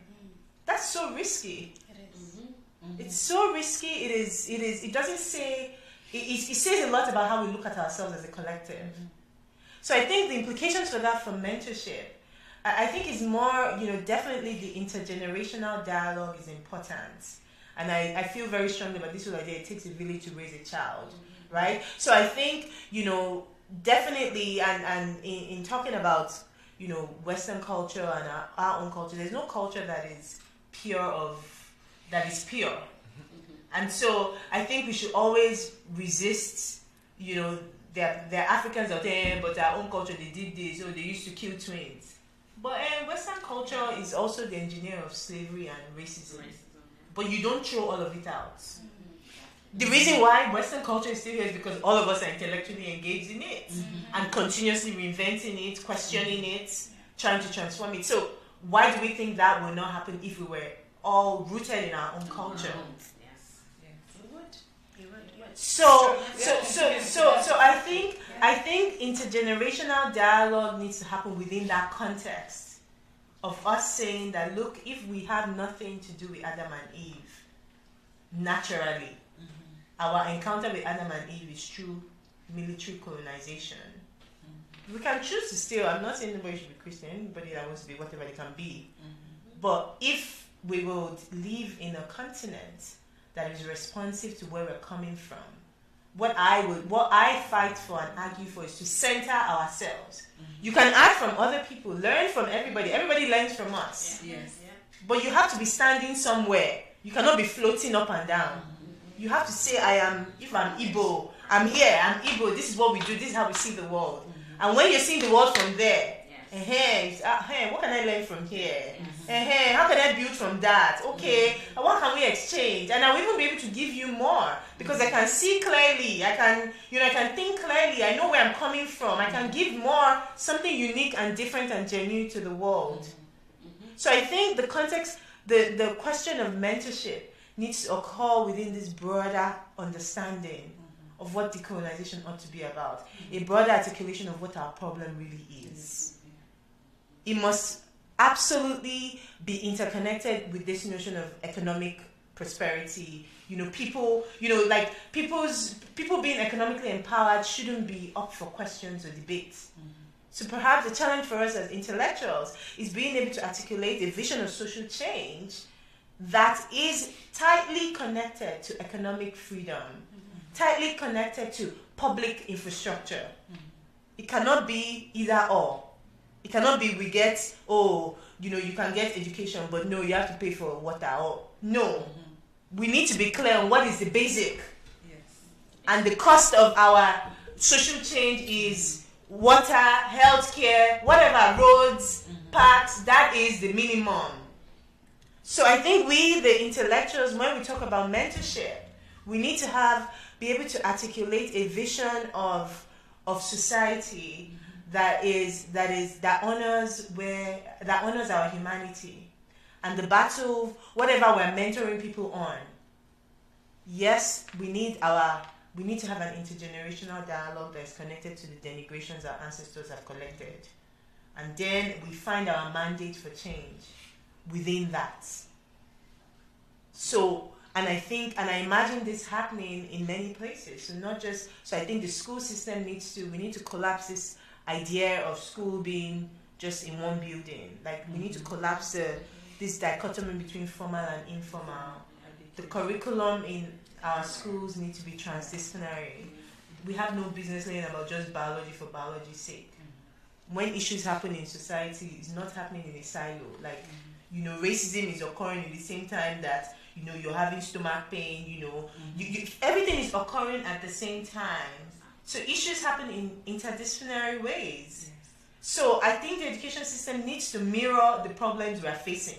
So young people, okay, we have water issues here. Oh, people here, we need to, increase the value chain of a particular product in our village, for example. The curriculum should mirror that. So young people are able to learn physics, chemistry, biology all at once. Yeah. Solving a problem that the community has said we need, though. Yes. And your last point really touched on very, very key, that when the young solve community issues, now most of them end up being entrepreneurs because you solve these needed issues. Through that, you also generate that knowledge, you generate funds, and you go on to you can be a big company that solves these issues not only within the context of even Nigeria, but the whole continent of Africa, because we have similar issues that needs to. And I think our map we need to talk about. So in my dissertation, this is one of the things that I had to write recommendations. And when I think about the colonial way, because the Nigerian education system is simply responding to a colonial world. Yes. A colonial world that has designed a Nigeria, that has designed a Ghana, that has designed a Togo. Yes.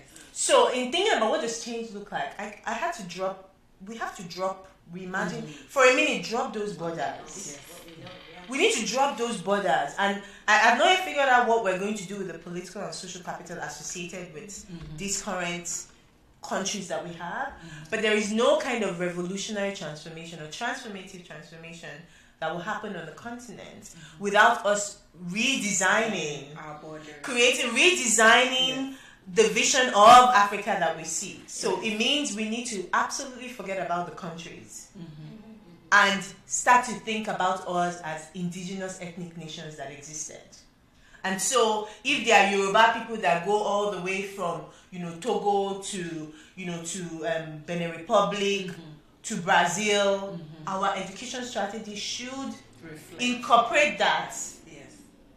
And this will happen all across. So I think we need a different kind of consciousness. Like, we need an ethnic-centered, Pan-African global consciousness. And I think that has to be the beginning of it, where we dare to step out of what the colonizer says you should do. Dare it. Yeah. Dare them. Let them get angry. Oh God, please don't. It's okay. No, because we need conversations like these. We need thoughts like these to move. Otherwise, we're still stuck where we are.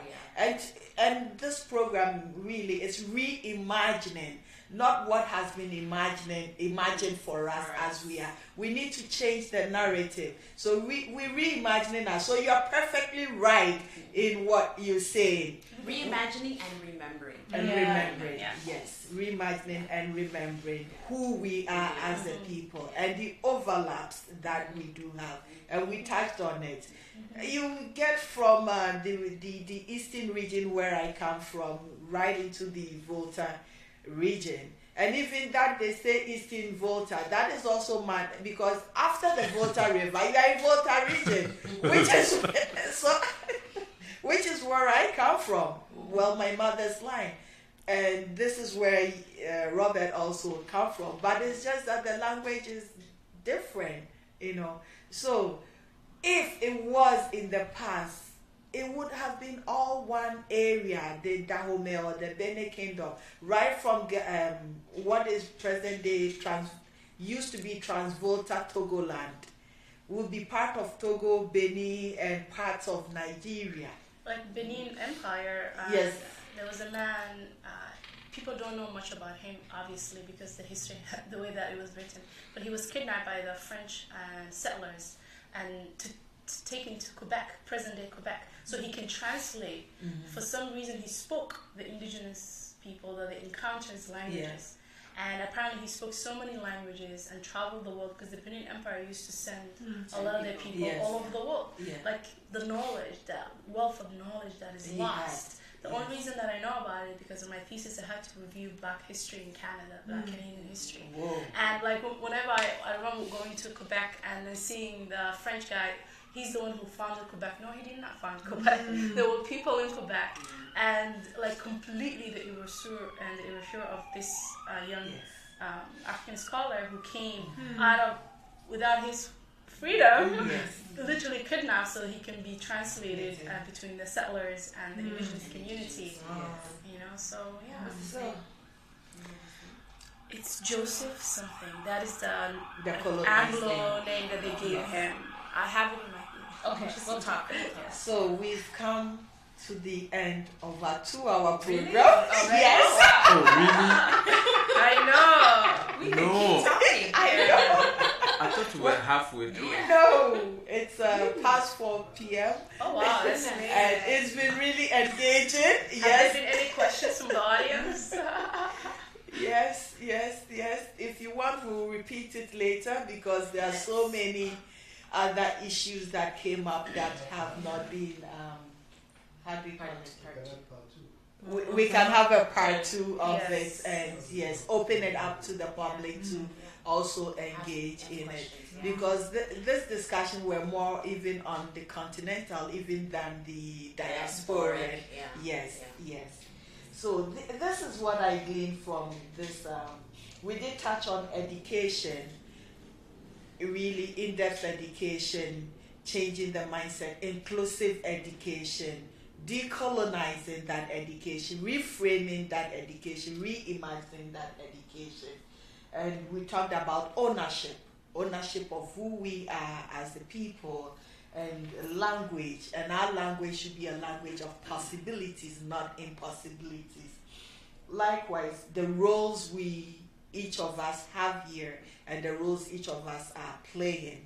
And his role in Ghana is right on the ground, engagement with youth and community to build infrastructure that will, suit their needs. He cut off the politicians, say, Galaway. And Dr.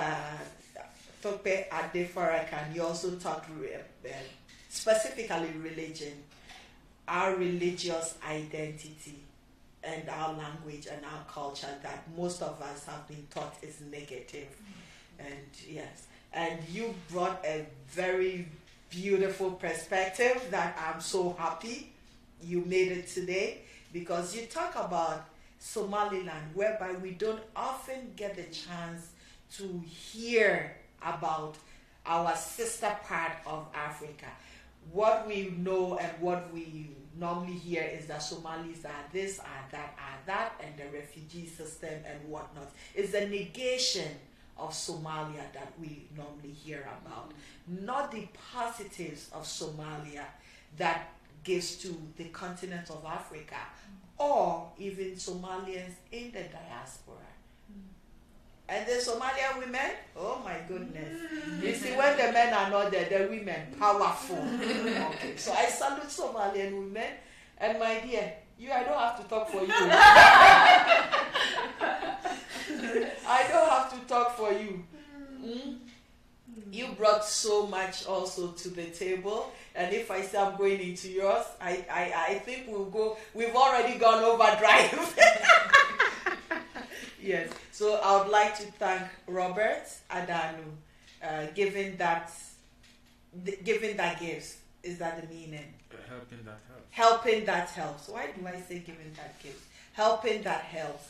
And Dr.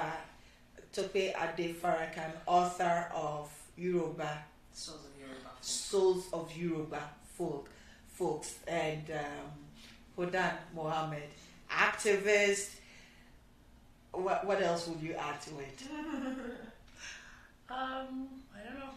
Mentor, a whole lot of things. Researcher, and she's going to start a PhD very soon to add to the knowledge bank that we need. Public intellectual, powerful woman. Yes. And a soon doctor to be careful also. No more registration for me. No more registration for me. No. We need that. You said that, I put it down because that is a different conversation to be had. No, it's a valid thing. It's a different conversation to be had because all four of us have the same issue. So you are not, and it's very gendered. It's very gendered, yes. So you are not alone in that hot pepper soup. Okay. So, my beloved panel, thank you very much for honoring the invitation to join me on this first series of our panel discussion on reimagining the African in the diaspora. And this program is Literary Voices. I encourage your criticism, positive, to make it better and to help put all these ideas on the ground as each of us are going about our daily businesses on how to support the African both here in the diaspora and on the ground. And you guys can link up. Yes, Thank you. yes, for sure.